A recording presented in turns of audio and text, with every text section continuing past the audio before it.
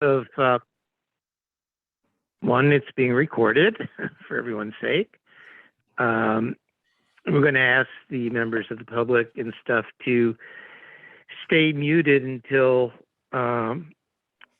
it's a time to speak, at which time if there's a symbol at the bottom of the screen that you can click on to raise your hand, or if you don't do that and we can see in the picture you raise your hand, we'll get to you and we'll unmute you at that time. Otherwise, everyone will stay muted so we don't have any interference or background noises while we have our meeting. Next, I'd like to do roll call.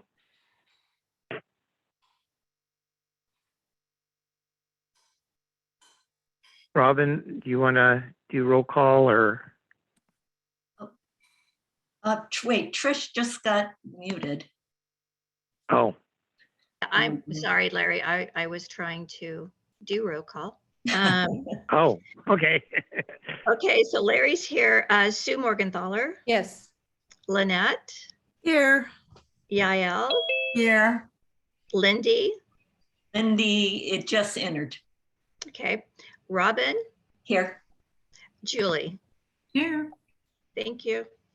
All present. Okay, thanks very much.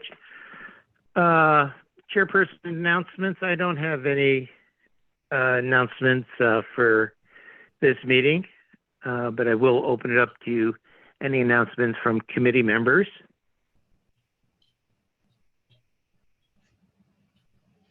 Not seeing any hands go up. So moving along, we're moving to public comment time. This is time to make, the public can make comment on any item that's not on the agenda, and try to limit it to 3 minutes so we don't spend all night. I see Patrick, you've got your hand up. Thank you. I would like you to consider your position and maybe have it on the agenda dealing with the condition of the Los Osos water basin. And I'd like you to consider the position of the 3 water pavers while you're looking at this topic possibly. And they have all expressed concern over the sustainability of our water basin and question whether there's enough water for the current population. Also consider the county, who are the ones who placed level 3 severity on the basin, which says the basin has reached or exceeded its safe yield. And finally, please consider the Coastal Commission's position and responsibility to protect coastal resources. If you read any of the staff reports on the Los Osos Sustainability Group's appeals or the appeals the commissioners themselves have made, they clearly state our basin is an extreme overdraft. In an article in the New Times back in October, it quotes Ron Munn saying, "We're 6 years in and the timeline for the plan was 10 years. We're not seeing the results we expected," Munn said. "It's being exacerbated by drought conditions, and I think we'll see more of that in the future."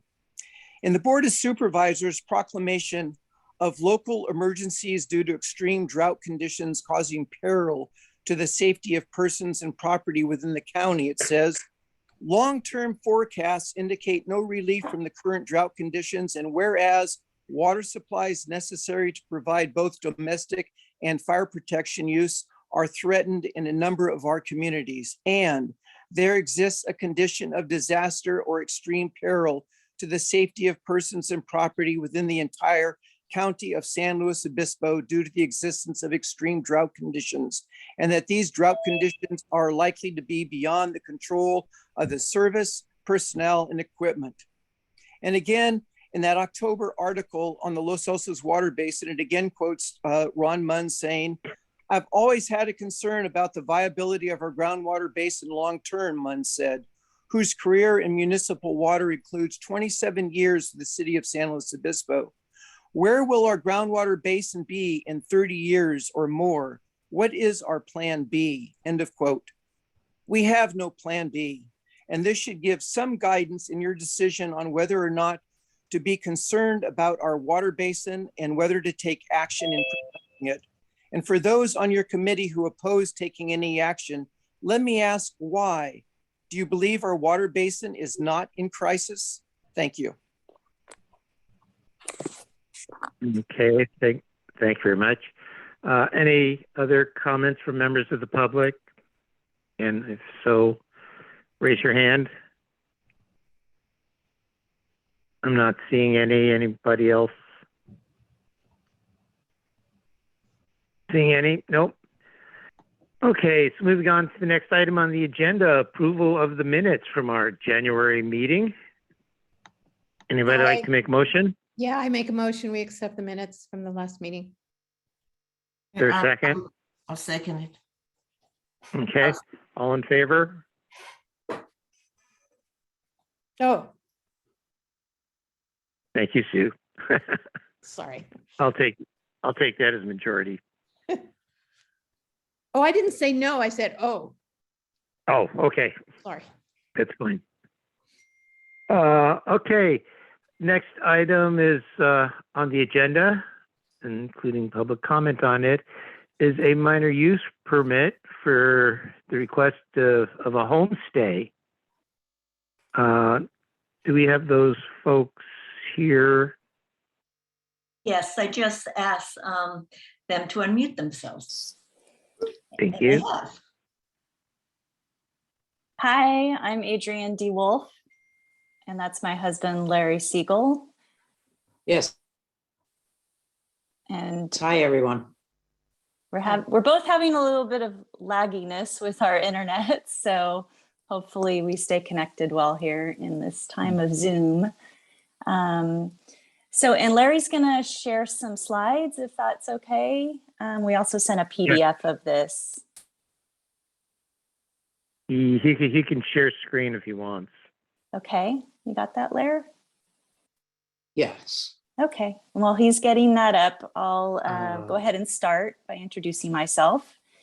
Again, I'm Adrienne D. Wolf, and that's my husband, Larry Siegel. We are relatively new to Los Osos. We bought a house on Rodman in 2018, and we absolutely love this community. We love the surrounding area, the natural environment, and all that it has to offer. The Monarch Grove across the street, Montaña de Oro down the street. We think it's the most wonderful community, and we've really loved all the people that we've met to date. So we're going to share a little bit about our proposal, I suppose, briefly, hopefully. Larry, do you want to move on to the next slide? Sure. Okay. Did you have anything else you wanted to add to that intro, Larry? No, sounds good. Okay. So this is our house on Rodman. I know you guys have this information, but we just kind of wanted to give you a visual of where the bedroom is located that we are asking for the homestay permit. It's in the front of the house, right where that arrow indicates. And we don't have neighbors in front of us, as we'll show in a minute. And this has a separate entrance. So Larry, you want to go on to the next slide?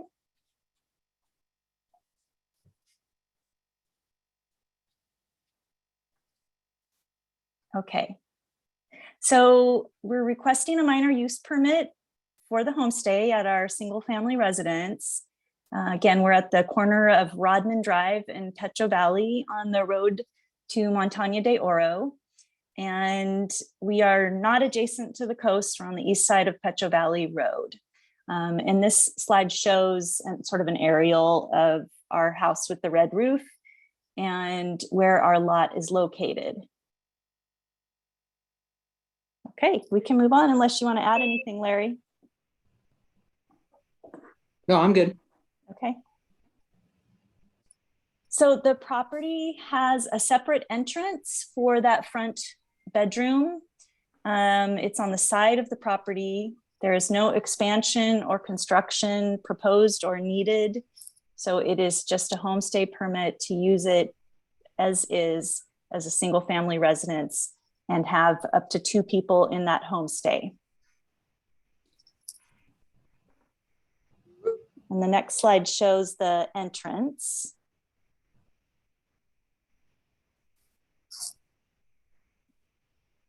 So it's a separate entrance from our front door. It's a 1-bedroom with just a convertible couch and a fireplace and a private bath. We have off-street parking in our driveway. And we are aware that the property owner occupies the primary residence during any homestay. And we will require that guests do not create any loud or unreasonable noise. And as noted, the location has no immediate neighbor on the west side of the property. So in summary, that's our 1-bedroom homestay minor use permit proposal. And we are working with the county to satisfy all of the homestay requirements. And we hope to be able to provide access to coastal recreational and visitor serving facilities. As I mentioned at the beginning, we absolutely love the natural environment here. We hope to convey that to anyone that we would host. There is no additional impact or construction planned. And that's our proposal. So Larry, did you want to add anything? Yeah, I'm sorry, it's cutting out a little bit in terms of the audio from here, but basically, I think Adrian covered it. It's no modification to the property in terms of construction or footprint. It is a use as is opportunity to take this 1-bedroom with its separate entrance and turn it into a homestay. It is, I think, hopefully something in line with the spirit of the Los Osos VR guidelines. And in terms of the environmentals, we believe that it's does not represent any impact to the environmental impact report. So in terms of whether this is a burden on Los Osos from an environmental standpoint, hopefully you'll take a look at this and agree that this doesn't really change anything environmentally on this property. So and that's basically the only thing I'd want to add. And I just want to say thank you for your time, and we know you might have some questions. Okay. Robin, I'm going to open up to questions from board members. And Robin, I saw your hand up. It is, and I appreciate you've been working with the staff, county planning.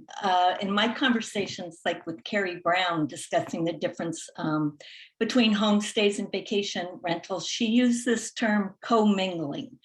Did you talk to them about commingling with your guests? The idea that we would be basically on hand to answer their questions, is that, and that they're it's more that you're having someone in your house in a bedroom. So that's in essence of the commingling, like using the kitchen or the patio or something like along those lines. Yeah, so we don't plan to have them use the rest of the house, only that self-contained 1-bedroom with the separate entrance and a mini fridge and a microwave, its own shower. So there isn't any commingling except what they might have questions about, but they're just going to be contained within that one guest suite. Yeah. So that for me is kind of a problem in terms of what the spirit of a homestay is supposed to be, or at least as what Carrie Brown had explained it to us. Okay. I mean, I suppose it also depends upon the guests and what they, what they want to. Not all guests really want to even want to know we're here. But right? The concept of it being, instead of like, I know this is attached to your house. It's not, a true guest house, but it's more or less functioning as such. Anyway, thank you. Sure. Okay. Trish, I thought your hand went up next, and Thank Sue, you. I see your hand's up. Actually, one of my very good friends lived in that house just before you bought it. So I know this house quite well. Is this your primary home, or do you have another house that is your primary home? This is our primary home. Larry is still working in the Bay Area, so he's back and forth, but I am here full time. Okay. And for parking, the only concern I have is your driveway and how you would have another car there, because if you have a car in the garage and then a car behind it, there's absolutely no way you can get in and out of that driveway, because I've tried.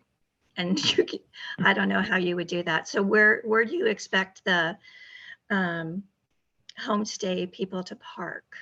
Yeah, I'm gonna. It's too dangerous, right? They're on that curve. Oh yeah, no, definitely not on the street. I'm gonna let Larry respond because he included that that image that's on the slide in front of you. That was part of our package to the county for the permit. And he has the Yes, drawing. So I'll let Larry talk about that for a minute. Yes. So as part of our county package, they suggested to identify a place for parking. They suggested that the allocation for parking would be 18 feet by 9 feet. The map on the right that you see is the county surveyor map, and that orange box is a picture of where the cars could be. In terms of where that is on the property, that's basically right here at Right the, where the blue on the van is driveway parked section. now? Is that where I'm the sorry, Trish. Is that where the blue van is parked now? It's sort of behind where the blue van, you mean like as in right No, this the minute? blue van is actually, Because I am your neighbor, and I walk past your house every single day when I walk my dogs. So Okay. I know there's a blue van that's always parked like right where your arrow is each day. The arrow is indicating actually farther back on the driveway. The blue band's all the way up on the front of the driveway, on the top of the driveway. Okay. So, and we have frequently a car there and still get in and out of those garages without an issue. I mean, obviously you have to be careful, but there's plenty of space. There's, in fact, we've had 2 cars even in that area and still been able to access the garages. Okay. Thank you. Uh-huh. Okay. Sue, I see your hand's up. Yeah, thank you, Larry. I think you're not asking for a homestay. I think what you're explaining is a vacation rental.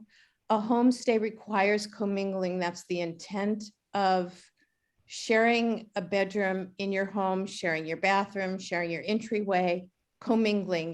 That is the word that came up that Carrie Brown said is required of a homestay. And what you're explaining and describing is a vacation rental. So I believe that you guys, if this is what you want to do, you're going to need to get a vacation rental license, because homestays are really meant to be, well, I've already said it. I'm sorry. Yeah, you need to be commingling, sharing things, you know, meeting, seeing people all the time. It's not a privacy kind of a thing. That's not what the intent of a homestay is. So that's what we were told by the county. So I'm surprised that they've even sent you down this road. So nobody's used that term that commingling was required of the homestay. And certainly we are available. We have to be on site for the homestay. That was my understanding, is that the owner be there to be available as needed and as desired by the guests, but not necessarily to be sharing a bathroom. Well, on site is different than commingling. The definition of those two things are separate. So from what she explained to us, just your being there doesn't really qualify it as a homestay. Yes, you have to be there for a homestay, but well, I keep saying it. She said there has to be commingling. You have to share a bathroom or a kitchen or an entryway. You know, you have to share things. So I feel you're asking for a vacation rental and not a homestay, but it's something that maybe you can clear up with her at the county. Sure, I've spoken with Carrie before. I've never read anything about that commingling requirement or had that shared with me. And certainly, I mean, there is a bedroom within the house that would require commingling at all times. But it's not a vacation rental in that we're not providing use of our entire home when we're not there. That's my understanding of a vacation rental. But we are happy to follow up with Carrie. Thank you. Okay. Julie, I see you've got your hand up next. I do, and then Lynette and Lindy. I have a problem with this word commingle, and because the ordinance doesn't say any such word. I think that Carrie misspoke. That is not her intent, that people have to share a bathroom, for heaven's sakes. It's more like a kitchen. Well, but they don't have to do that either. They can get takeout or pizza or whatever. They don't have to, it really depends on the two parties, the guest and the homeowner, how much they want to interact is a good word, that how much they want to mingle, how much they, a lot of times these people will strike up a conversation and, it turns out to become a long-term friendship. But in other instances, somebody just wants a bed and a shower and they're gonna go out to the beach or Montana de Oro and enjoy the sights, and they don't really want to have, they're not being asked to invited to dinner. They've got other plans. You're got a new definition of what a homestay is, and it's not in line with the ordinance at all. So I wish these people well. I think it's very kind of them to share their home. There are limited ways for people to vacation here, only 3 hotels, a very few vacation rentals. This is a homestay. It'd be perfect for a couple, or maybe it's up to them, of course, how many people they want in there, but a couple, maybe a couple and a baby. I think it would be nice accommodations, and I wish you luck. Thank you, I appreciate that. I too have not read anything about the commingling in the ordinance description. And we want to be on hand to be gracious hosts as needed, but as you spoke, not everyone wants to share their vacation time with their host. And so it's, sort of at their discretion of the guest. And of course, we are there to make sure that the guest is appropriate and respectful of the neighborhood and the area. Okay, thank you. Lynette, you had your hand up, and then Lindy, you're next. Yes, thank you. I'm in agreement with Julie. I have never heard this word commingle before, and how many of these homestays have we seen? This is a first. So I'm really kind of surprised. I mean, what I think of as a vacation rental is that the person who owns the house is not on the premises. And in this case, the owner is on the premises. And if any loud noises were going to happen, which is why these homestays don't get the same scrutiny as a vacation rental, is because the owner is right there to quell the noise should there be any. So I am just baffled by this new terminology that we have never heard at land use before. And this seems like a perfectly fine way to host some small amount of people, like a couple and maybe even a baby, maybe, or maybe just one person. And certainly we have restaurants in town, and so does Morro Bay. And I'm just thinking this is kind of a no-brainer. I was going to put this on consent and that we recommend Locac approve this. That's what I have to say. Okay, thank you, Lynette. Lindy?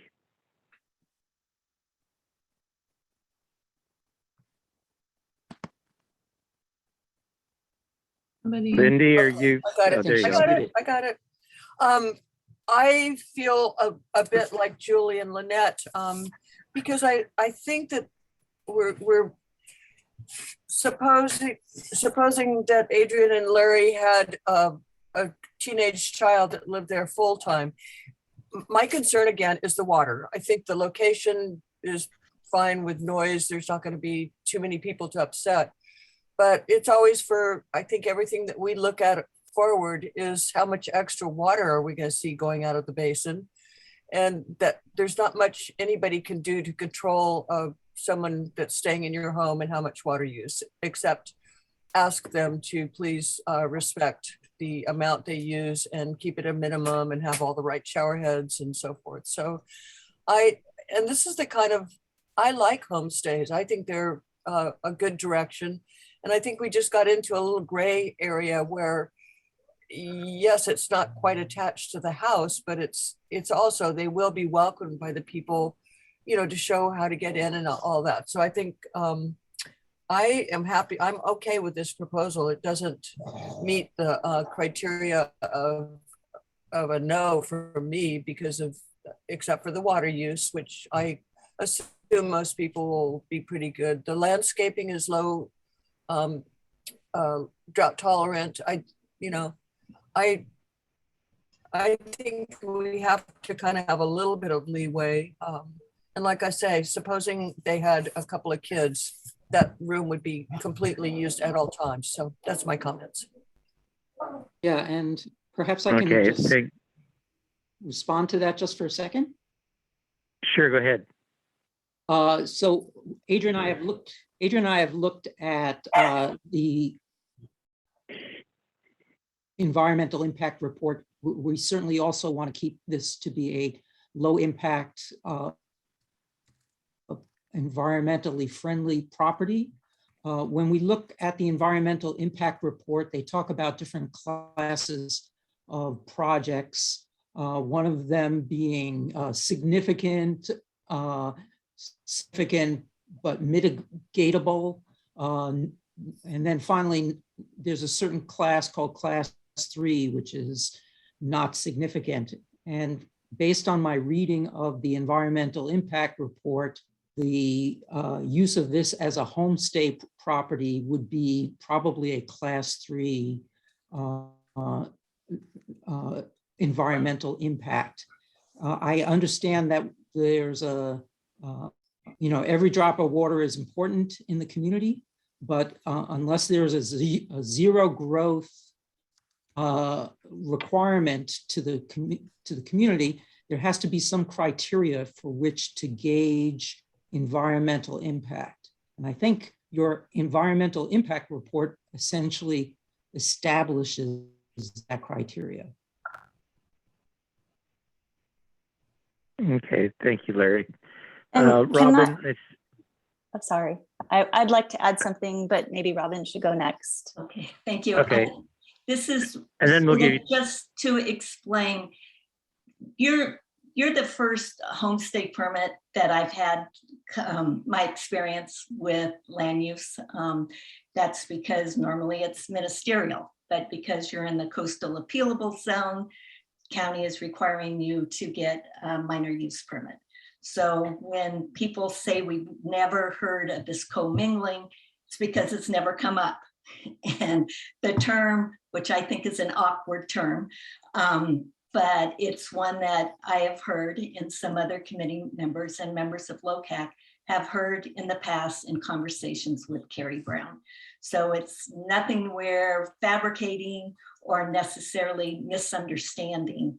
And again, I echo the sympathy that that term and that requirement or explanation of a homestay. Yes, the ordinance doesn't say commingling, but it helps differentiate a homestay against a vacation rental.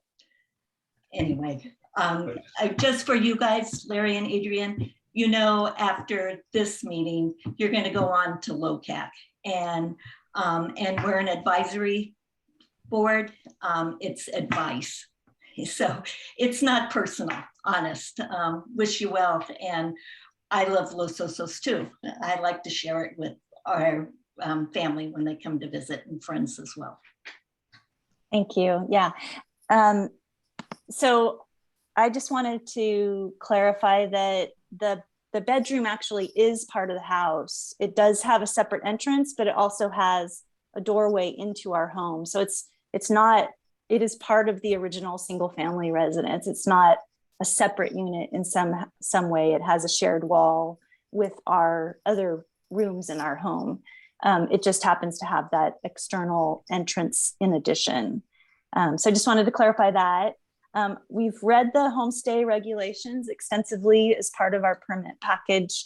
And as I mentioned, I've never read anything about the commingling, but that I thought the spirit of it was more that there was a responsible homeowner on site to help shepherd and guide their visitors and make them welcome to the community, but also be there to make sure that they are responsible visitors. So that is the spirit of what we intended, not a vacation rental. Thank you. Okay. Yeah, thanks for that, Yale. I see you've got your hand up, then I've got a comment I'd like to make too. I have not But Yale. heard the requirement for commingling either. I wish that you guys, when you found it and you spoke to Carrie, that you would send it to us so that we'll see it. Because it never came up, and homestay versus vacation rental was exactly what it is. It means somebody is at home. From what I understood, it didn't even have to be part of the house. It could have been a guest house that is already existed and that is going to be used as vacation rental, but because somebody is at the house all time, it's considered a homestay. So if I'm wrong, I would like for you guys to send us the proper wordings, either from Carrie or from any other, document, because otherwise it's the first time I hear about commingling. Thank you. Okay, thank you. Sue, I see you've got your hand up. Yeah, if I could just go right now to answer Yael's question, would that be okay, Larry? Because I know you wanted to say something. Okay, yeah. Okay, Yael, when this came up, when we spoke to Carrie, was after, do you remember a place on Binscarth at Maple that a woman had a unit above her garage she was going to rent out? And she wasn't going to be able to get a vacation rental because there was one across the street, and someone on the committee said, oh, but you can have a homestay. So we all thought, okay, that'd be fine. But I used to own that house. And I know that above the garage, there is absolutely no way that people can get from the house to above the garage. It's something that's completely separate. And so, but we all went for it because, like Lynette's, like you said, and we haven't really dealt with homestays before. I know the spirit is yes, an owner has to be there. So that was what I thought. So I went, I voted to give these people this homestay, but afterwards, several of us went to talk to Carrie about something. And we asked her about the homestay, and she says, no, that situation is not a homestay because there's no commingling. So that was when we heard this word for the first time, and we got this explanation from her. This was several years ago, but we really haven't had a homestay since then. So, or if we had, it wasn't questionable or anything. So what I'm saying is that that's what brought it on, and it hasn't really had come up since. And so now it's coming up in the situation that is a similar situation in that there's no expectation of sharing anything. So I will talk to Carrie, and I will get her words, and I will share it with the committee as soon as I get it. And also would like to get it a bigger definition than Carrie Brown. You know, it's not, that's, anyway, yes. We'll have to look into that because Okay, we'll start there and see where we go from there. Yeah, because it doesn't sound like it makes sense to me, actually. Yeah. Well, I think what it does is it takes the intent from just that somebody's there to that it's not a vacation rental where you're there. It's that you're actually sharing space. But it's okay to have a vacation rental as long as the person is at home. That makes it homestay. No, apparently not, but Not we'll if the clarify whole that. house, We'll clarify that with Okay. Karen. not if the owner does not live there. And just a Sue second, and Larry, Yale, just let me finish, please, Larry. I mean, go ahead. if the owner does not live at the place and they renting only a room, still only a room, it's still not homestay because they're not home, they're not there. I think the fact that the owner is there, that makes the big difference between homestay and vacation rental. That was my understanding, is my understanding. Okay, so the point I'd like to bring up, and it has been mentioned, that there is a door that attaches this room to the rest of the house. So it is part of the house. If they choose not to open that door, that's their choice. But it's not a separate unit. It's not all by itself. It is attached to the house. So that makes it, to me, a homestay. They don't have to use the door. If the door wasn't there, it would be like the one you were talking about, Sue, where there's no other entrance except, through the house. But this one can be entered either way. And that's what they've pointed out. I saw the door in the picture, so that makes it a homestay. To me, it's a fine line. I'd still like to hear what the county has to say about it, if they make anything different. But according to what I'm seeing now, it fits all the category of a homestay, not a vacation rental, because it doesn't have a kitchen and everything else as you would have in a vacation rental, as if you were renting a whole house. It doesn't fall into that one because it doesn't have a kitchen. Kitchenette. Well, but that, that's a microwave and a mini fridge. That's, that's not a kid. That's not a kitchen. Okay. Patrick, hang on 1 minute. Do we have any other questions or comments from members of the committee? Okay, I'm going to open it up to questions and comments from the public. Like to limit it to 3 minutes so we don't go all night long on this. And Patrick, I see you have your hand up. Thank you. Well, we have established that there is a kitchenette in there, a sink in the bathroom, a under counter refrigerator, and a microwave, which, you don't really need a whole lot more than that to make a meal and to, if you're just staying for a short time. So it is a kitchenette, and it's pretty much like a guest house instead of a homestay. Just because you're going to be there, commingling is that if you had a room in your house with a bathroom and you were renting that out, and then people would come and they could use the kitchen to make meals if they wanted to, or they could go out and eat or whatever like that, that would be more of a homestay. If they have a little kitchenette where they can be self-contained, put food in the refrigerator, do their own cooking on a microwave or whatever like that, that's a little more than a guest house kind of a thing. So I would just like to ask a question dealing with water use. How do you see the water use in your guest house application any different than water use that would be in a guest house or in a vacation rental? Why would your homestay use less water in either of those situations? And that would be my question. Thank you. Okay, I think I could respond to that. This is Adrienne. So it is one of the bedrooms in our house. And if that bedroom were in use by a family member full time, then that water would be used in that bedroom. So it's not an addition to our home. It is one of the 3 bedrooms in our home that we've applied to use just one of those bedrooms for the homestay. Right, but if you had a family member living in there, they would also be using the kitchen or eating with you. If you're using more resources. They'll use water down at the restaurant too. I still don't know what we are basing the commingling on because I've never seen it. So we are kind of hearing. I have it. It is Okay, under, Trish, yeah. Okay. Trish, It's I see you've under- got your hand up. it's under Trish, you have your 23. hand up. Then Julie. It's under ahead, 23, Trish. 23.08.032.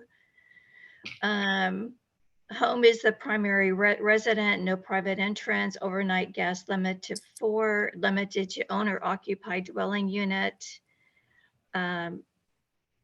And it says shared electric meter commingling required to have a homestay permit. This was taken straight off of 23.08.265.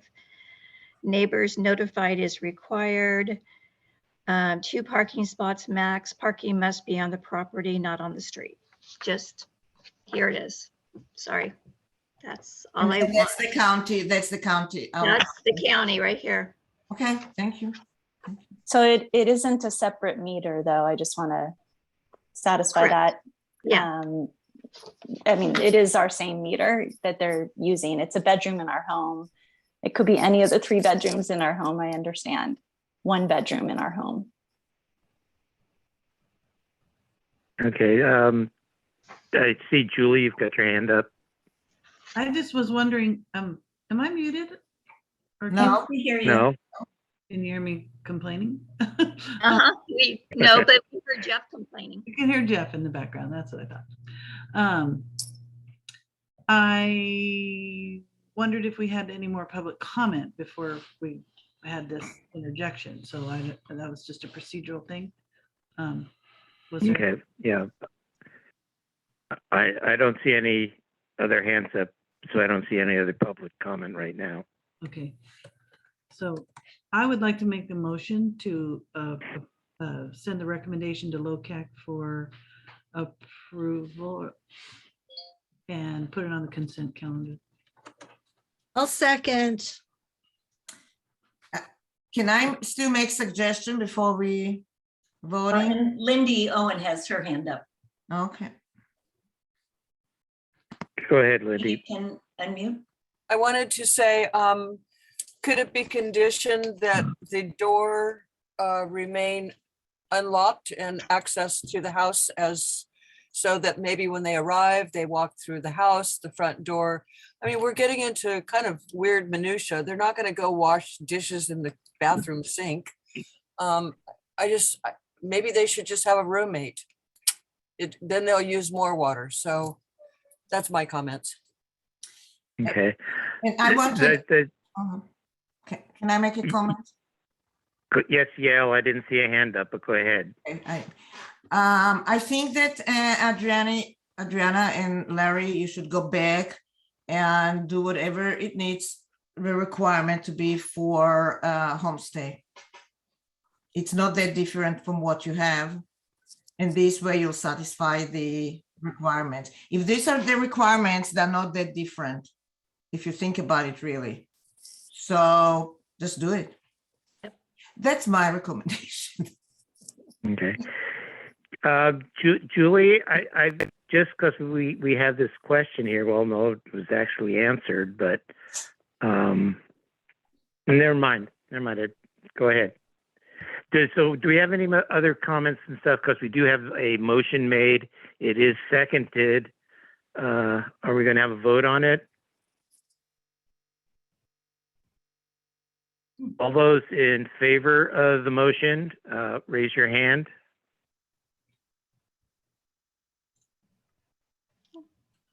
Can somebody, I can't see everyone's screen, so. Can you take your share screen off? Oh, yes, sure. Yeah, Thank you. thank you, Larry.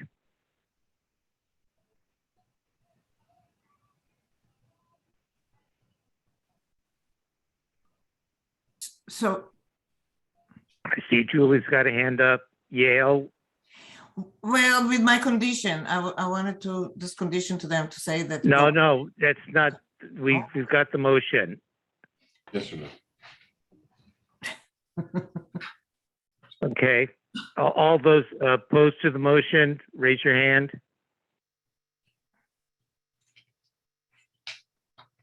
Is somebody getting a count of this? I can't see everybody. I have opposed Sue, Robin. In favor would be Julie, Lynette, Lindy. I don't know which way you voted. You were yes. Lindy, Yael, you were yes. I'm abstaining with the condition, but so I don't know what it is. Because I don't Okay, know. I supported the motion. I guess I support the motion. I guess you can include me supporting, but I would suggest that they go and do the homework. I agree. Yeah. I agree. Yeah, thank you, Just do thank it, you. yeah. It's a yes and no vote. Yes. Robin, is that it? I mean, Trish, is that everybody? 1, 2, 3, 4, 5, 6, 7. I have 7. How many people do we have tonight? Yeah, I think we're good. Okay, thank you. Okay. Julie, I see your hands up. Yeah, I was gonna tell Adrian that I appreciate her work and her presentation. Thank you, Larry, for helping her. I would love to see you participate in Locac more and maybe someday consider being on one of our committees. We actually have a vacancy on this committee. So I thought you did a really nice job and would invite you to apply. Thank you for your consideration. Yeah. Appreciate that. And so you know, the procedure is Yes, thanks, everyone. the fourth Thursday of the month, which is going to be the 27th. We have our meeting, and this will be on their consent agenda for that meeting. But it would be nice for you guys to chime in and be there in case they had any questions, or so you can see how the procedure works. Is the agenda posted online, or it will be? It will be posted online, just like this one here, and we'll send you a notification. Okay, thank you. Yeah, thank you very much. All right, thank you, everybody. Good night. Thank you. Good night. Right. Okay, so moving along.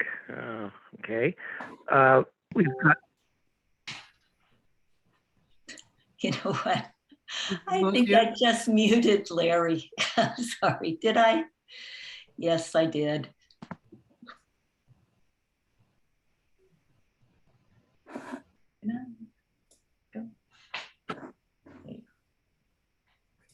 Sue, do you? Yeah. I don't know where he went. He's there. I'm asking him to unmute. There he is. He's Okay. There we go. Sorry, Larry. I was muting the other Larry, and then he dropped off, and then you moved up in his spot. Anyway. Okay. Excuses. I'm red-faced. Yeah.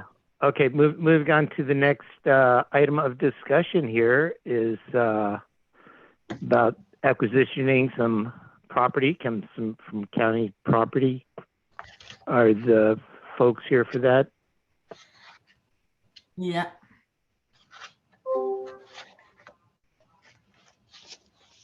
I don't know. If you're here, raise your hand. It's yes. I see you guys.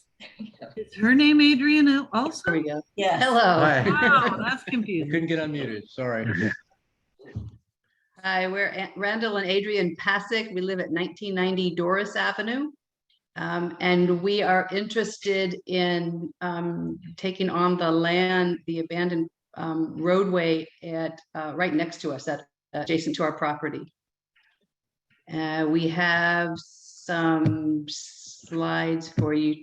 Let me share my screen. I think I can. Let me share the screen. Hang on a second.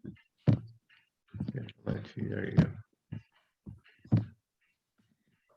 This is the property as you face from Doris Avenue and going toward Pine.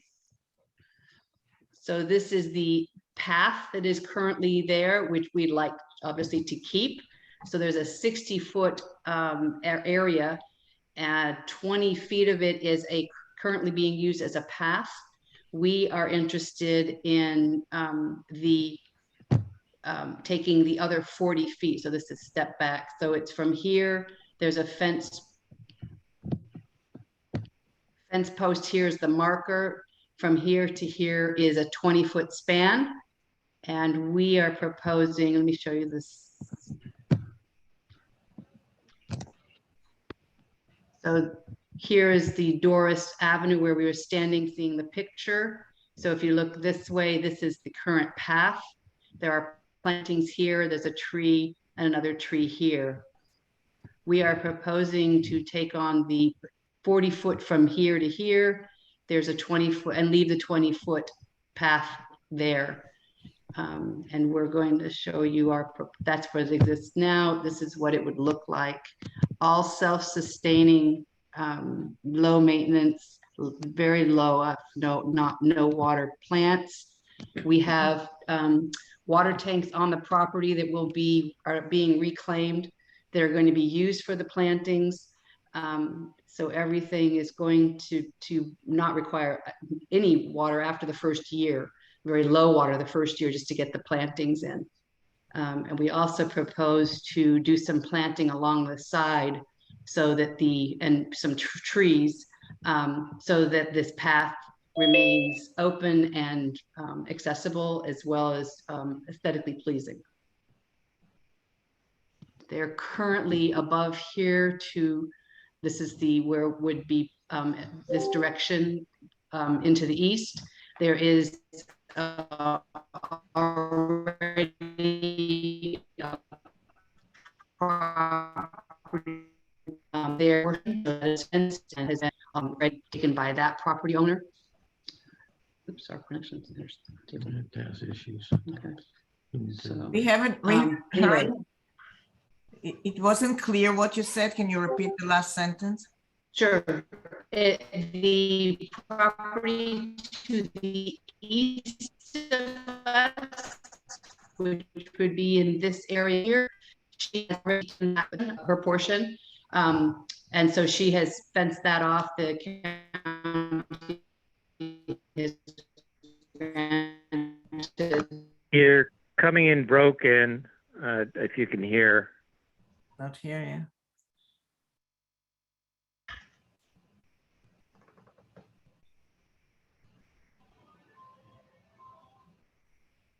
Okay. Hello. Are you frozen? Did you freeze? They might be frozen.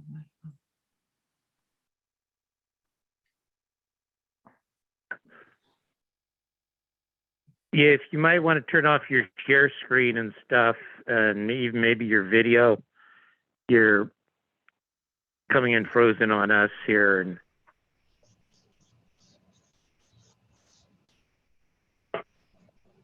there we go. All right.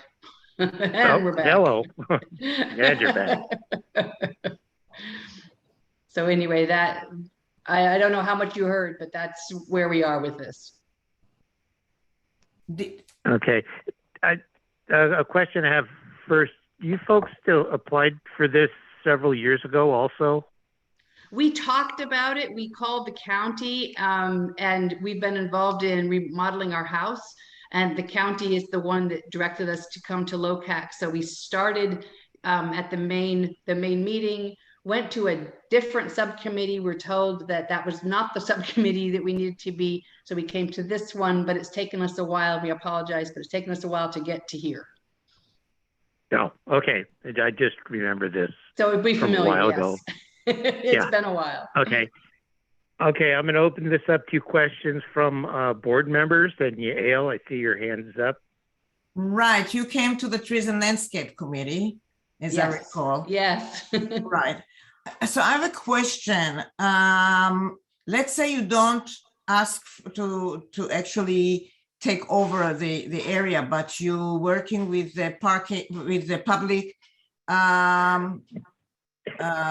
what do you call them? Public services or the county. Public Works. Yes, whatever. And get their permission to actually do what you want to do. You know how we are trying to do what you want to do on the El Moro Trail. You came and walked with us there, right? Yes. So, yeah. So I hope it will be easier, but why Public Work, right? Why don't you talk to Public Works and say, look, we can either take over and doing it. Locac may not allow us to do it, but why do you have to even take over it for us just to get community to come together and beautify the area? Did you try that? No, we have not. We actually spoke to an attorney, and one of the concerns the attorney had is that if we were to not take over the property and to beautify it and to make it nice and take care of it, if there were any problems, we are liable. And so the recommendation from our attorney was that we go through this process. We can still keep the 20-foot path, and we're happy to help maintain that. In fact, our neighbor we've all pitched in, and we're trying to make it nicer. But the property that we are asking for, the 40-foot, is actually just continuation of what our neighbor has already done, and so we want to keep that as private property. Okay. But I don't know what kind of problems your attorney thought might arise, but if you work together with Public Works and they are granting you the permit for a project, then you can achieve very similar, if not identical, results without having to own it, take this public area from Los Osos people, basically, right. What you're asking. So we are going to lose public access or public work, not maybe public access, maybe you will keep it, but we are going to lose public area, and you don't really need to do that. Maybe you'll have better luck than what we have with the park and rec of the El Moro Trail, but I have a feeling that you might, because whatever, you should try to do that, to go that We're route. not proposing to take away the path. We're actually proposing to keep the path and make it nicer. Right, but you're proposing that you will own it. And no, not the path. Not the path. There's 60-foot. There's a 60-foot area, wide area. We want the 40-foot that our neighbor in the back to the east of us has already taken. We would like to take that, so it there's a continuation of the fence. The path is a 20-foot wide area. That would stay, and that is the path that goes all the way down toward Pine. So you will take away area that now belongs to the public. The 40 you will fence it off. You will fence it off. The 40-foot part, yes. Yes. Well, that's a different story. I think that we might be more. I will be more inclined to ask you to work with Public Works and to actually beautify it without owning it. And I don't think that there is any problems with that, as long as Public Works is aware of it. That's all I. Okay, thank you. Julie, I see you've got your hand up. I do. I'm confused about what we're doing here, because we don't have a land use permit in front of us, and I don't think that what you're doing is a land use permit process at all. I don't know what your lawyer told you. I understand, totally understand his point about being liable for, if you did improvements in that 40 feet and somebody say you put a decorative rock and somebody took a motorcycle and drove through and hit that rock and cracked their head, you would be liable. Isn't that's what he's telling you? It's not true. Well, it is true. Yeah, It's yeah. public. It's a public area. But Why would then she she be can't put a responsible? rock in it. She can't put the decorative rock in there, or You would have to work with public works and Yale, public Yale, works. Yale, that's Yale, Judy, say. Julie's talking. I'm gonna mute you. There you go. Well, thank you, Larry. The point is, these Thank people you. can't be liable for people crossing that if and maybe tripping over some plant that they planted or something, anything like that. So I understand the liability part. What I want to understand is, what is the mechanism that you're going to use to obtain the 40 foot? Is it a quiet title? Did your lawyer talk to you about that? Because this is a title matter, and I don't think Locac gets a vote. Nobody gets a vote. This is a court action, and if the neighbors or somebody wants to challenge the court action, they can. But this isn't a land use permit, and if I'm wrong, So we agreed. It's a title, quiet title. That's what they've spoken of. We went to the county and we talked directly with the county planning folks, and they basically said, go talk to Locac and make sure, make them aware. And if Locac has no issues, then, come back to us and we'll start the process. So that's why we're in front of you guys, and we're trying to, I don't think a subcommittee quite fit, but this one seemed the closest. But that was what we were told, is to go back, talk to Locac, and then see if there's any. Come back to them. it sounds like they want you to have community buy-in. No, they don't want community buy-in. What they want are neighbors buy-in, and our neighbor to the east has already done this. And our neighbors to the south have said they don't want they want out. They don't want to have it. They have an acre property. They don't need more. So this is a formality as much as anything. This is, so it's, again, we're confused as well. We went to an attorney, we went to the county, and we've gotten several different answers. So they said, just come to Locac and express, tell them what you're doing, and we'll go from there. Well, I understand what you're doing, and I don't have a problem with it, because I know the county will never maintain that. And there's just no way. They have too many other things to maintain. Right. And there is some sensitive habitat there, and they don't want to put that on. I'm sure you will have some limitations in the way of habitat.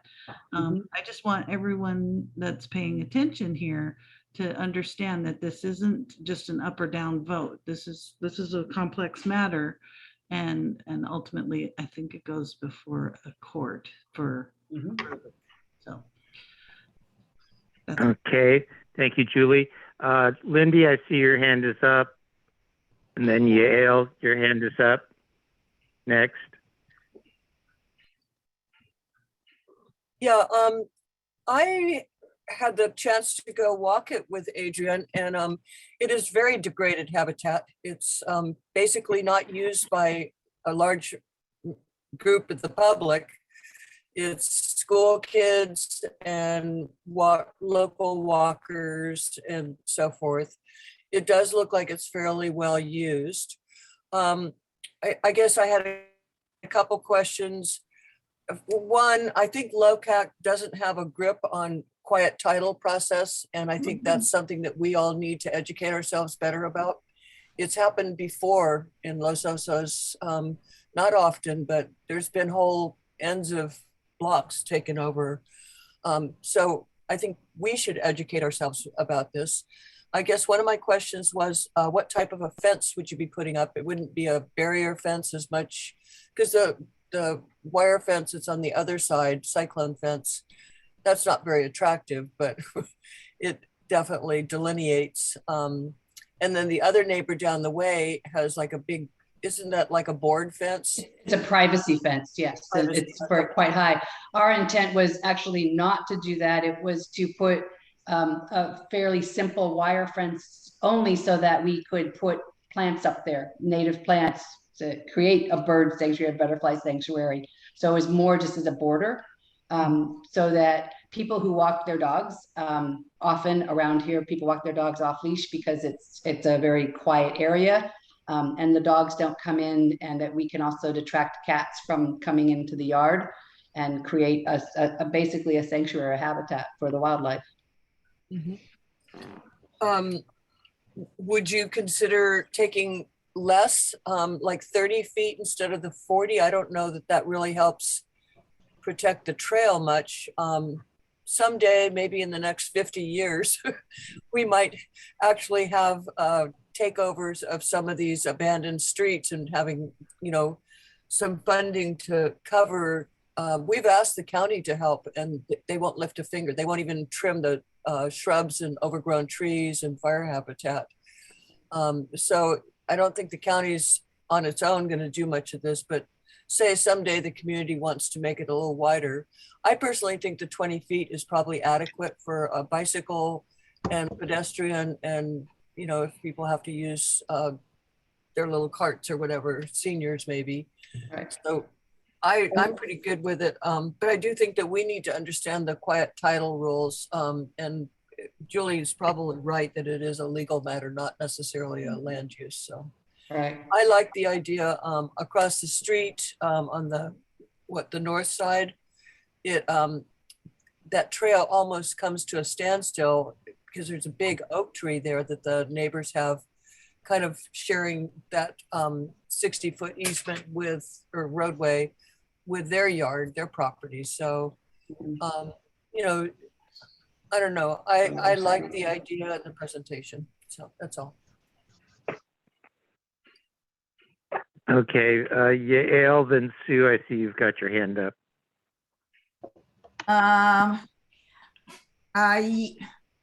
We at Trees and Landscape Committee, we've been looking and cherishing every area that the public still have that we can beautify. I did not walk that area. I just looked in Google Map, and even wild area, even an untreated area here are beautiful just as they are. Basically what I'm saying is I would not want to lose public area. I would much rather you came to us and you said, hey, there is a great area. Let's get together and maybe we'll have better success than the Elmore Trail, and beautify it. We've been a group of beautified other areas in town, and that would be, for me, this is worthwhile. But to gate off area that's right now is free for all, I would definitely not vote for that. I think that it will be really foolish for us, I'm sorry to say, to lose such a pathway in between street that animals. You're not losing a pathway. The pathway remains. I understand, but there is more than pathway there. That's what I'm saying. There is an area that can be developed, and you're describing a nice. There is already in the back of us. There is already an area that has been taken. Okay, we don't have to repeat a mistake or repeat something that somebody else did. That does not mean it's okay. I personally, trying to look for areas where we can beautify and work with here in town, would not vote to lose it, but I would really encourage you to work on this area. Don't put anything that can hurt anyone. You will not have any liability issues, and if you work together with the county, with Public Works, they will tell you, this is not, we worked with the Park and Rec at the community center park, and we suggested all kinds of things. Put this here and put this rock there, and the ranger told us, this is actually not safe. There is a lot of kids here riding bikes, and we think that this is better to do here. And they give you kind of the permission and the suggestion, and that makes you're kind of kosher. You've done what you've done, and you're safe, and the community does not lose anything, just only gain. Okay, Thank you very much for your comment. Sue, I see you've got your hand up. Thanks, Larry. I just want to say that I've heard both sides of what you want to do as having validity. And I'd really like to hear from anybody in the public that's here tonight. I would really like to know your points of view on this, because I know there is a lot of talk in the community about the way we are treated by the county, and that there's no plan, there's just no taking care of anything. There's no attempt to have us be a community and to honor that. So if you have any feelings about this kind of thing, I would really appreciate hearing it. Thank you. Okay. I'd like to make a quick comment on this. I'm totally opposed to it. There are no abandoned roads to me in Los Osos. There are roads maybe that haven't been developed or turned into bike paths or walking paths or anything else, but every piece of public land is for all the members of the public in Los Osos. Since you brought up the neighbors behind you that took over that, right, I'm going to question the county now of how we get that back. They don't belong there. That was a public road. It was given away the wrong way. And I'm going to find out from the county how we're going to get it back. And this, I'm sorry for you folks, but that's a public pathway. People use it. Plants grow in it. It's open space. It's wonderful. It's what makes Los Osos so special. And I'm not giving any of Los Osos away to private ownership so they can, narrow the streets and narrow everything else and take away everything that belongs to everybody here in the community. Now I'll open this up to public comment. If anyone from the public wants to make a comment. Patrick, I see you've got your hand up. Thank you. And to answer Sue's question as a member of the public, I agree with Larry and Yael on this. Pasadena Street had 2 public accesses that were taken over by private property. We've lost both of those. And I really hate to see any more public land being taken over to private ownership. But I'm just curious. I would like to know from the applicants here for this, what would be the benefit to you to have the 40 extra feet? I understand you're thinking that the public would benefit by having it beautified, which is questionable in itself. But what benefit to you would there be to take over the 40 extra feet? Thank you. You want to respond? The benefit would be we'd have more of yard space. The benefit to the community that the place that would be kept up. It's not kept up at all, and I hear your open space, but open space with some dead trees and stuff is just you can do better than that. It's better for the community as a whole. For us, we've always gardening. We like to do that. It's a hobby of ours. It'd be it's a landscape that we can make into something really nice. And idea wasn't to put up a big privacy fence. It was to let everyone else to have it. When they walk by the pathway, they can enjoy it as well. So, I hear your concerns, but it's not very pretty out there right now, and somewhat of an eyesore, in my opinion. And so we wanted to take it over and make it better, and to go from there. So my question is, what happens after you folks? What happens? I mean, right now there's nothing happening to it. I mean, it's not. And after you folks move on, how do you guarantee the next people that move into that house are going to do what you do? Maybe they'll let it go back to. Well, I mean, everything's uncertain in the future, but we're going to be here a long time. So, I mean, for the next 20 or 30 years, you're going to have a wonderful place to look at. So, okay. Dave and Bev, you have a question there or a comment?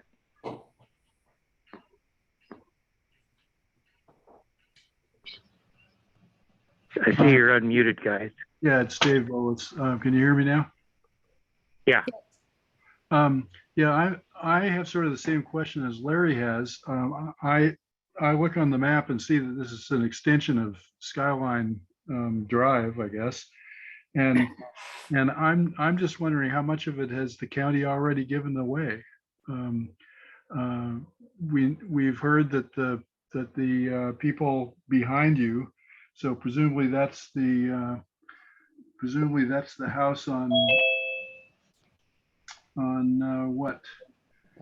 On Donna. It would be the house that fronts Donna. That stretch of skyline has been given away. Was it given away entirely or just partially? And then on the other side of Donna and going on to Fern, and also to the west, I'm just wondering how much of that right away has the county already given away, as Larry was mentioning, and what the county was thinking, because obviously crosstown access is something that we're going to have to face at some point, whether it's an extension of Rosina or an extension of Skyline that goes all the way across town, connecting, over the undeveloped property. Someday that's going to happen, if any development ever does happen. So again, I'm skeptical of giving away any more. But I'm curious about what has already been given away. If you folks know, that'd be great. We don't know.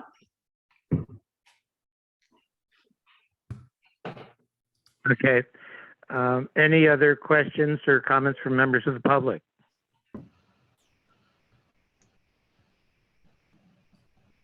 Okay. Yale, keep it short, but go ahead. Okay. I appreciate that you would like to beautify it, but I understand that it's gonna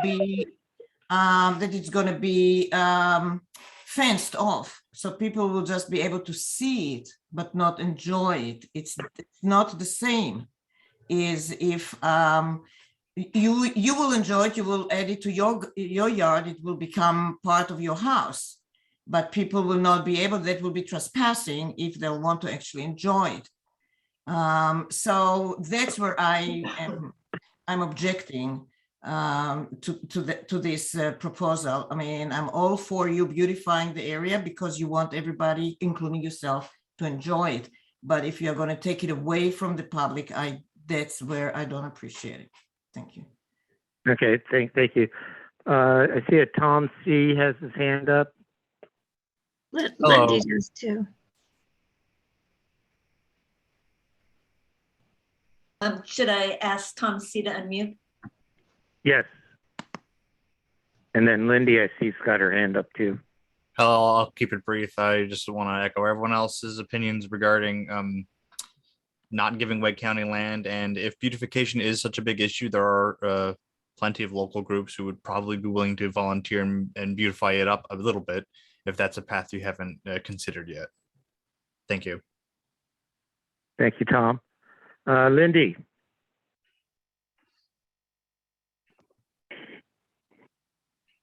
You need to be.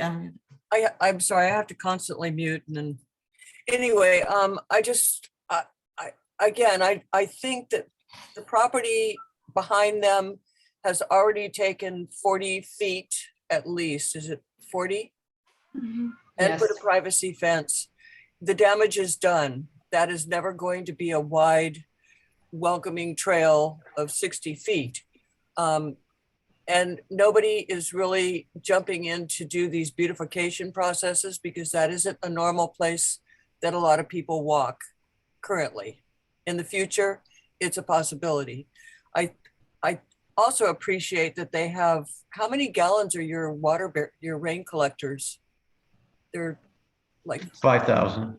5,000. So their intention of using rainwater collection to water and improve all of that back area is an important factor. Not that they, we can't guarantee that people will do what they say, but I do feel that this couple's intentions are good.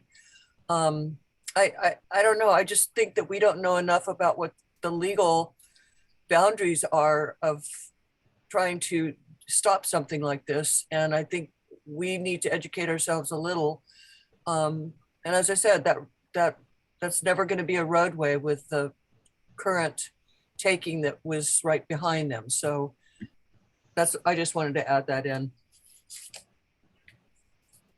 Okay. I'd like to make a motion here that we ask Locac to send a letter to county planning suggesting that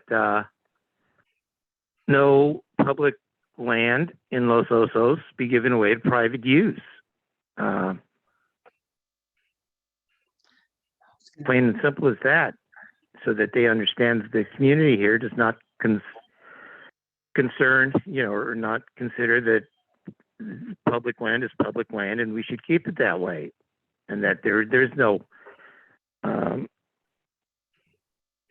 abandoned property. And it's not abandoned. It maybe not developed yet, but it's not abandoned. Do I have a second to that motion? Yeah, I'll second it. Okay. All in favor?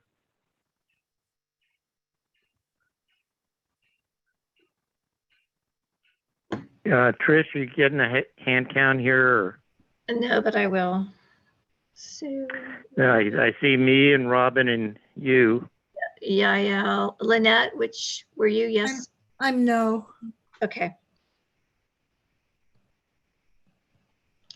All right. So I have Sue, Robin, Yael, Trish, and Larry. Missing Julie and Lindy. And no, for no would be Lynette. Who else is no? Raise your hand.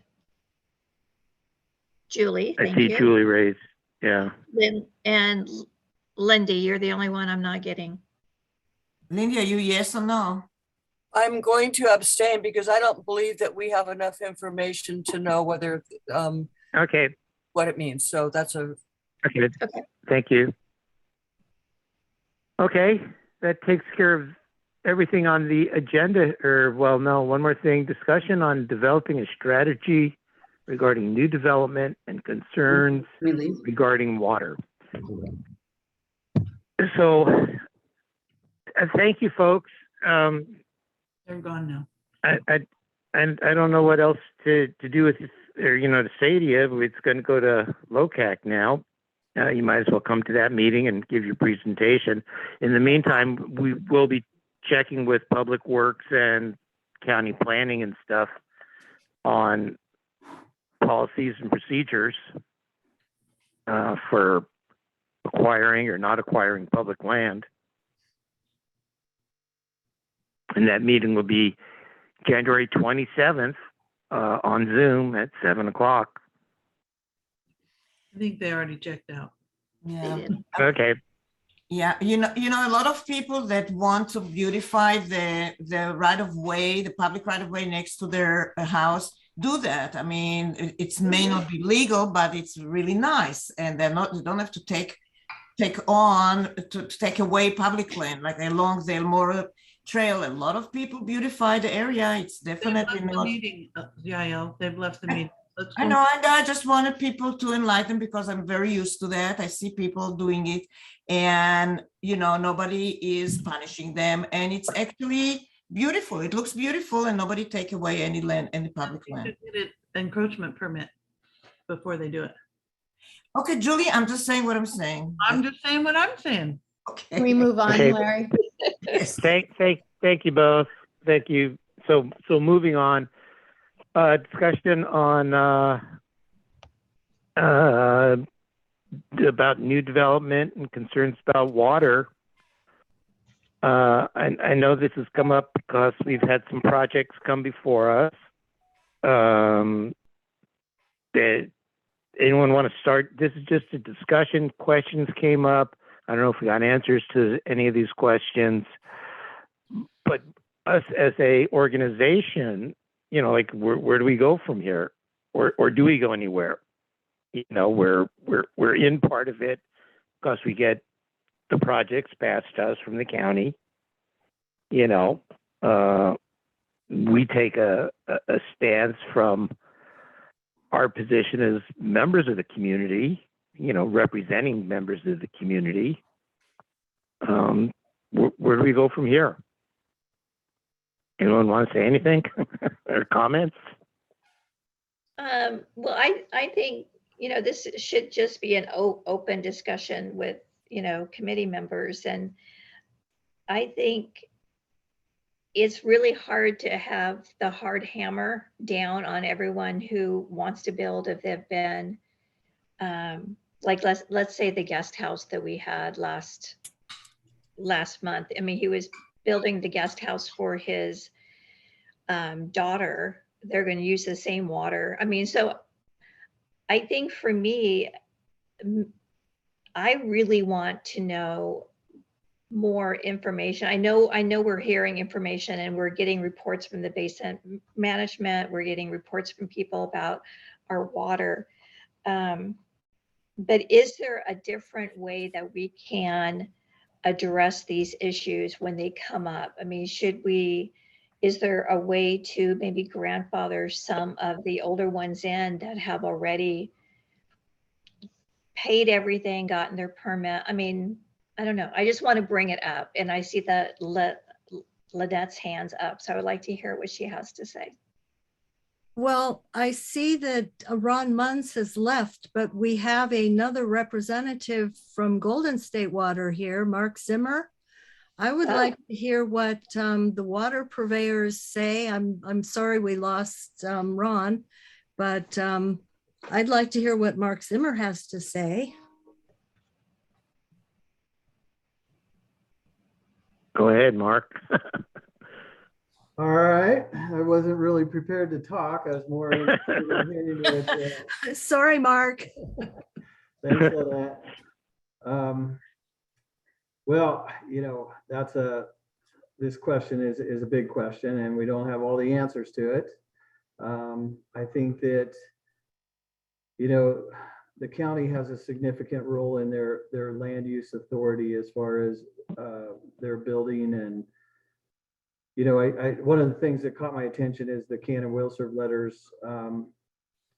There's been discussion on that. I mean, I can comment on that part as far as Golden State, just so you're clear what Golden State's perspective is on a can and will serve letter versus the district has authority to manage their can and will serve letter responses, and ultimately they can take a position whether they provide a can and will serve letter or not.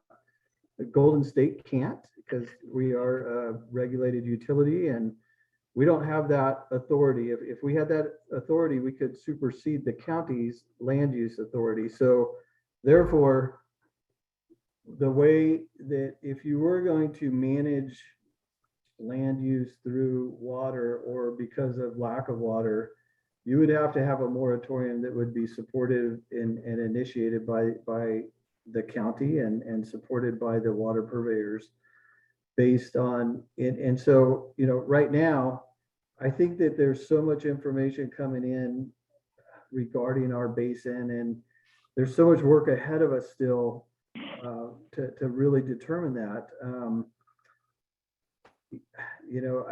I don't know if we can make that position as far as,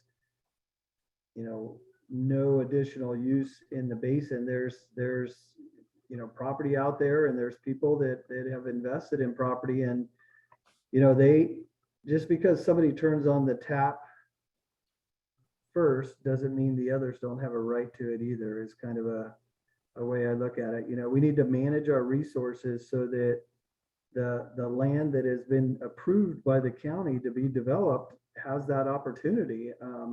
That's where, if there's a track map and you have parcels out there, that track map has been approved for development. And so, if the time to speak up and intervene is when track maps are getting developed and land's getting split up. So I know that doesn't help, and it might create some controversy and some, but that's just Golden State's position and what we're able to do as far as can and will serve letters.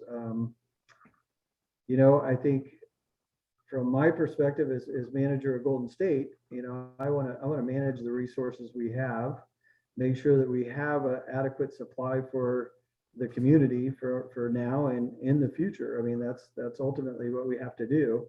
But also I have a commitment to serve undeveloped property at the same time. So, you know, I have a responsibility to figure out how to make that happen. And that's part of the solution. It's not to just halt and stop everything. So right now, you know, I mean, I don't know, you know, you have a lot of questions here, but I think there's a lot of things in the work. We have a plan in front of us, and you know, we're working. I think, you know, we should be proud of what we've accomplished so far as some of the physical projects. We still have work to do, and I think we also have recognized that the data and information that we're getting in right now, how critical that is. So the answers aren't, you know, we don't have all the answers right now, but we're working on it. So I don't know if that's helpful or more confusing or adds more questions. Okay, thank you, Mark. I think one of the big topics that still nobody's touched or talked about is the big M1, which is moratorium. They have one in Cambria, and maybe we need a temporary one here until all the things Mark said or had mentioned that are in the works or in the process and are kind of worked out, you know. And that there used to be a moratorium across all of Los Osos. Oh. And if and then I believe Title 19 came in, which enabled houses outside of the sewer zone to start building because of other qualifications. And those are the big houses, not big, but I mean, those are the new houses that where all the development's going on and new water use is all going. And maybe we need to start talking about a moratorium, a temporary moratorium on, you know, new houses until some of all the stuff that's in the works starts, you know, giving us some results. And then we can determine from those results which way we're going to go.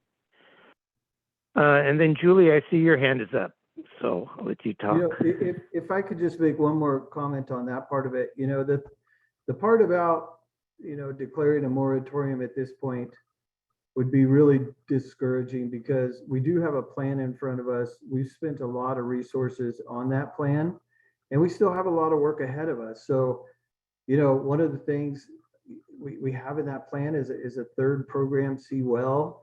I think that would be a wise choice. And that's something that is in the purveyor's realm to complete. You know, some of these other projects, they're more community.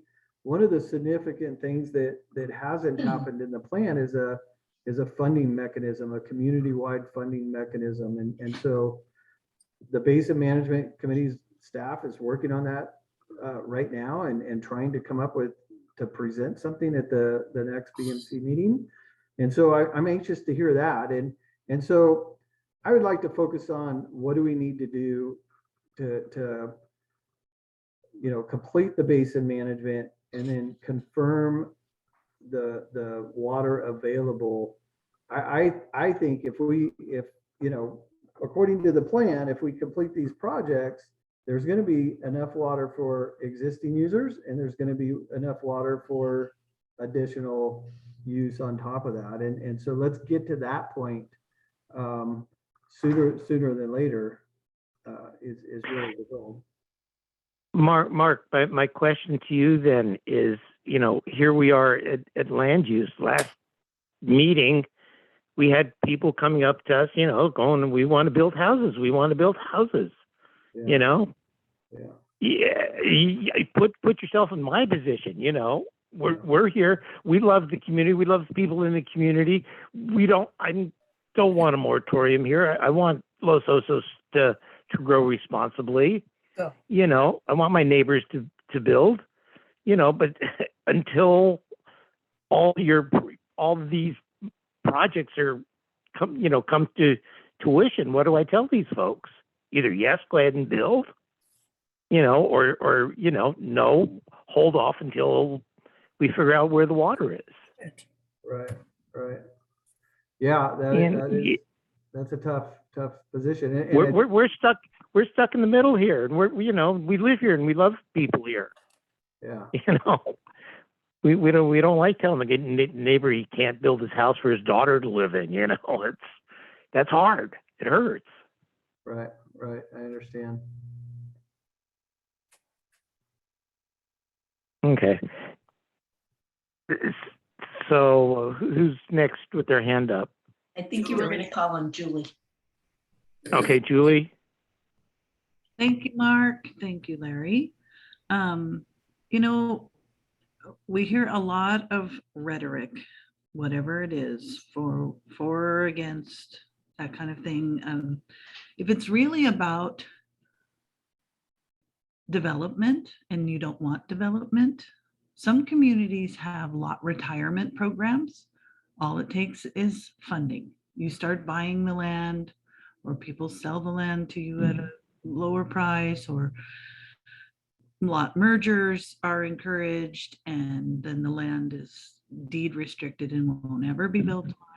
Start taking the land out of play like we did with the Greenbelt. That's one way to stop development, if that's really what you want to do. If we want to have water, which I think there's also a narrative out there that's wrong, is that there's not enough water for the people who live here. That is not accurate. And the more that mantra gains steam, the faster we're going to get state water. So be careful what you wish for. If you keep pushing, these purveyors are required to provide water. And if there was some emergency that they were out of water, they'd get us a pipeline. So be careful what you're asking for or what you're pushing.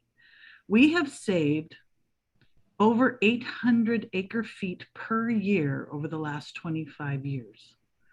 That is a huge community effort. What's the problem that I see is that there's still water to be saved. There are still thousands of 1.6 gallon flush toilets out there, and they could be replaced.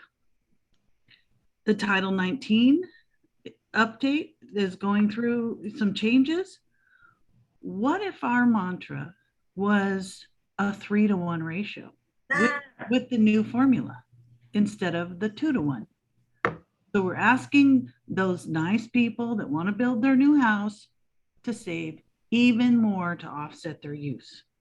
Let's have some solutions rather than continue to just say no and stop, because the purveyors are not allowed to stop unless there is some finding, provable finding, that there isn't enough water.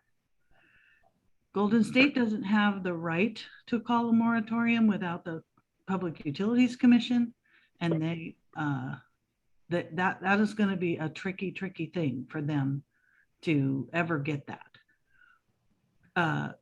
Los Osos CSD would have to go through a Water Code 350 action, and that is a tricky matter. And they can't do it without provable findings. So I want us to offer solutions.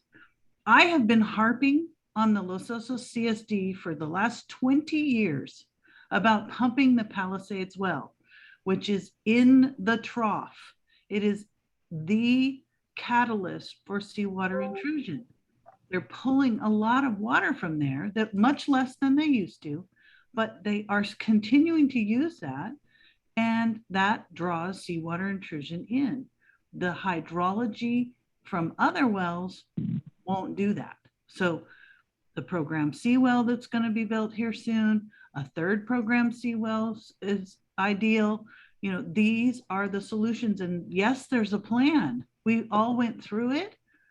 And when Patrick spoke about the level 3 severity, I made the motion. It was my first motion when I was on the board of Los Osos CSD in 2004, December of 2004. I made the motion for Los Osos CSD to ask the county to put us in a level severity 3. Before that, we didn't have that. We weren't at that extreme.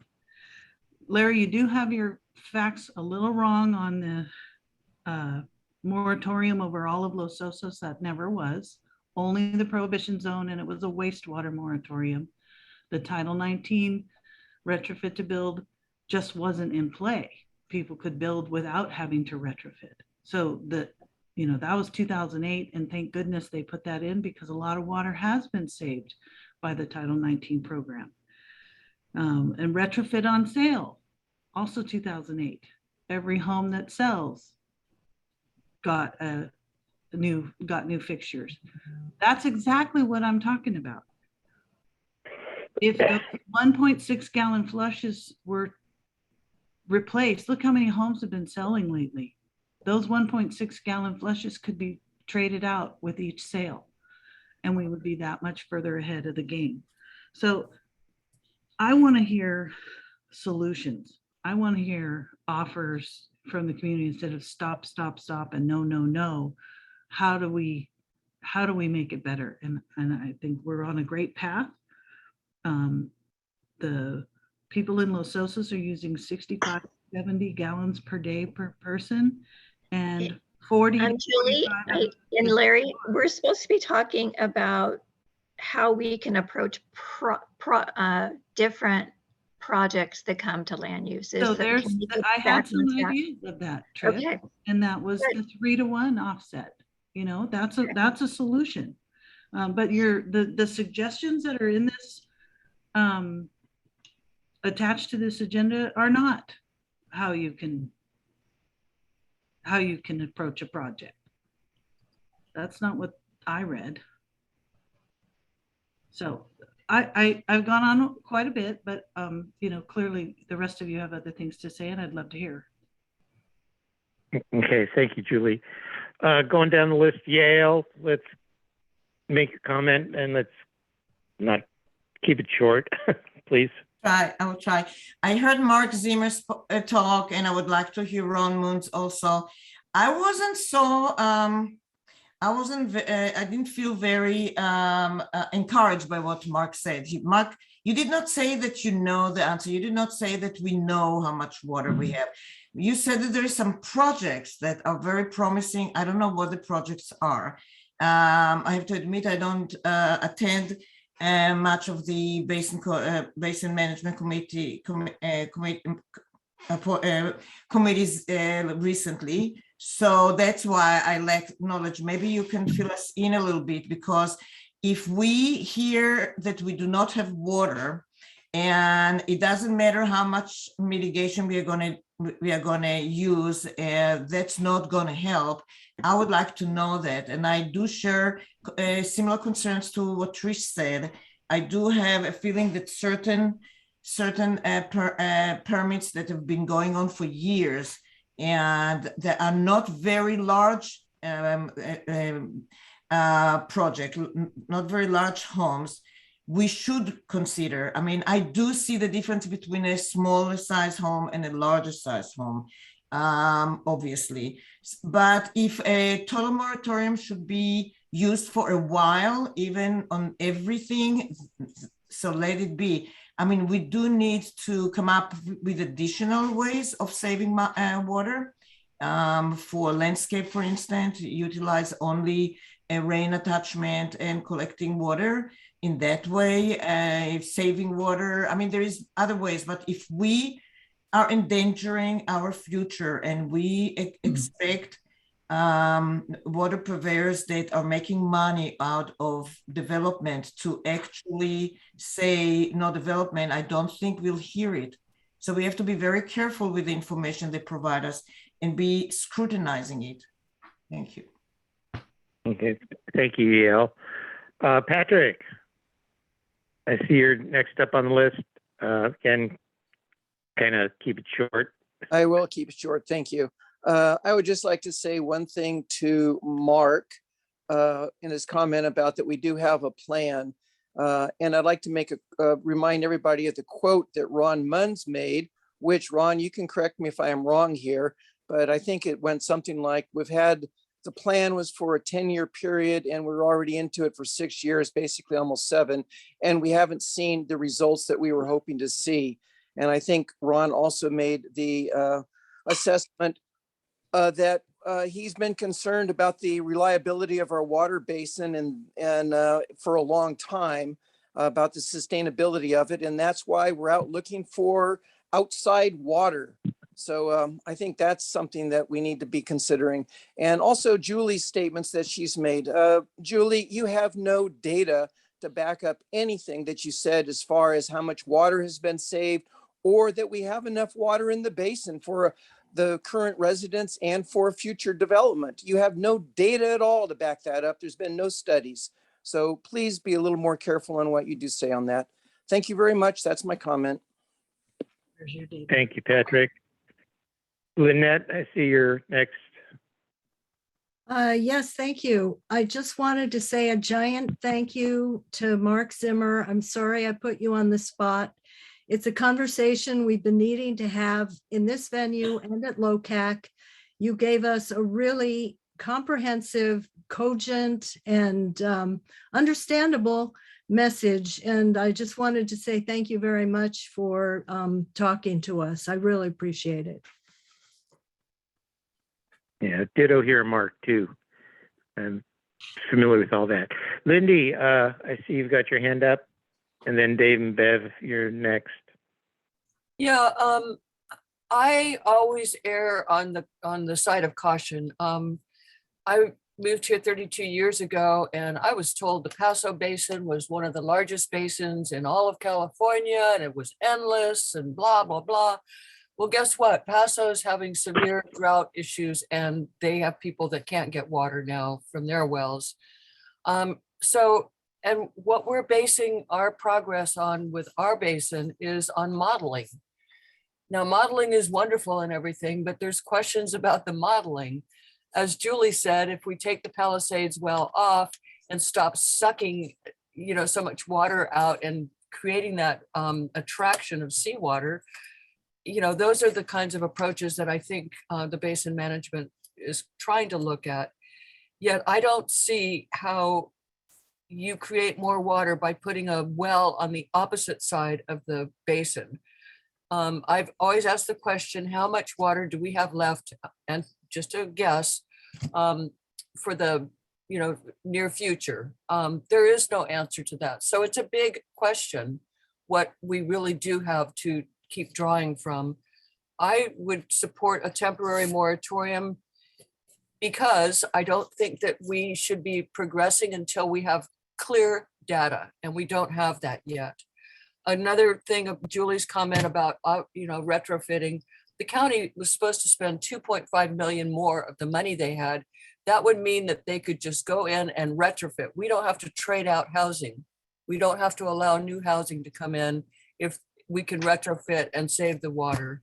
I wondered a couple things I had. I like the 3-to-1 offset minimum. I'd put 10-to-1, but that's me. I also wondered if there's a chance, I was told that it's up to the purveyors, but that they could establish penalties. For instance, a house gets approved, they're only going to use, they say 50 gallons a day or 100 gallons a day per person, and they end up using 300 per day per person because they don't care and they have money to pay the bill. I would love to see some kind of a strong penalty and cutoff even for, that is, it's a question I have for the purveyors, if that's an option, to have some control on this new development. Everybody means well, they all sound, charming when they come in with their projects. I think one of the questions we've asked tonight is, projects are coming forward. They have all the legitimate data. I mean, they did their work. The county's basically led them on and approving it. But then we have to say that we can't approve it. And that's not really fair to those people that did all that work. And the only reason we can't approve it is because we're concerned about the extra water use. So I'd like us to see about developing a better, a clearer way of explaining that. I think it's clear, but the county doesn't seem to get it. I'd also like to see something in the future that we should see is the waiting list of properties that are waiting to develop. I'd like to, now I hear it's in the multiple hundreds.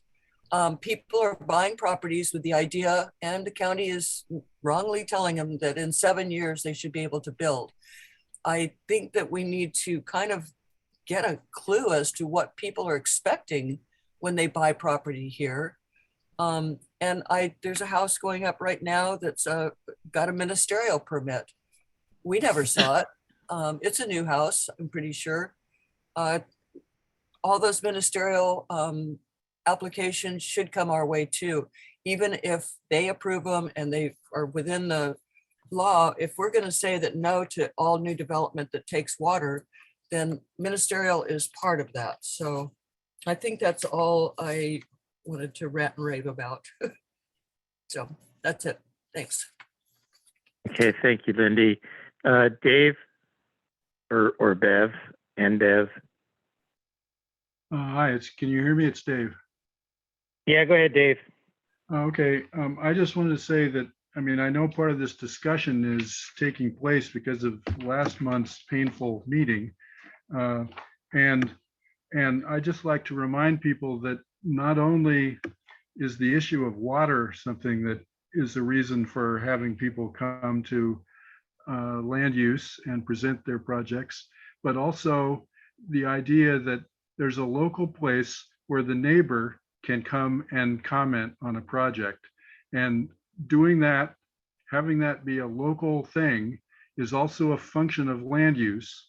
So the fact that people are coming and presenting, you know, if there's no neighbors that care, then that's fine. But if there are neighbors that care, I think it's important for there to be this opportunity for them to put in their 2 bits. The second thing I want to say is that I just read in the newspaper recently that the State Water Project may not have water to give to people based on the condition of drought that we may be getting into. And so that's a second item. So however much the purveyors might want to get water from outside, if we don't have enough, there may not be any water outside to get. And thirdly, I think in terms of permits that were granted a long time ago and that just haven't been built on, you know, maybe there needs to be expiration dates on these things. If you don't cash a check in time, it isn't useful anymore. If you don't make it to the deadline for the $1 million that you won in the lottery, you lose. So that's just my comment. But I want to just emphasize that land use is an important place for neighbors to come and make comments on projects that are going forward, not just water. Okay, thank you, Dave. I did get a thing. Ron Muntz is back with us. Ron, I don't know if you can hear us or not, but if you want to chime in on some of this. He needs to be unmuted.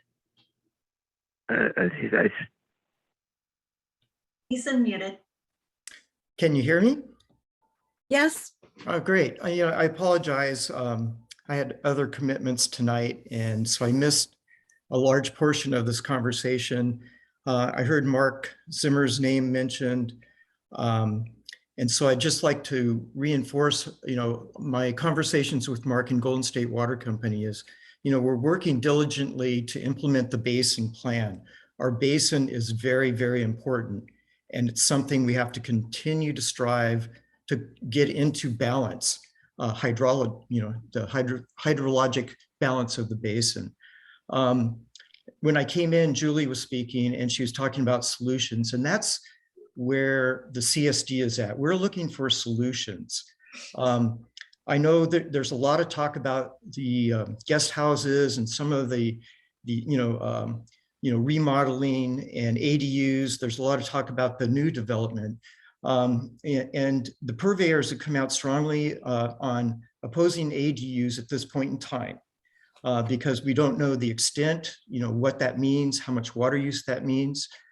But I think when we're getting down into the weeds on some of these other developments, I've talked with Chuck Cesena and Matthew Fourcroy, our president and vice president of the CSD, and we're looking at actual data based on permit approvals and actual completion of projects to look at the before and after of those projects, to put a number on what all you're talking about, all these approvals that you are confronted with, to see what the dynamic of that is.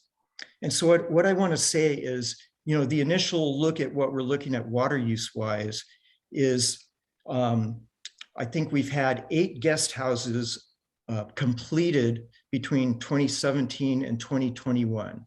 And so we'll be looking at that water use based on actual water use data that I've acquired from the city of San Luis Obispo that did studies on per square foot water use for studio apartments. Now, those are fully occupied with kitchen type of development.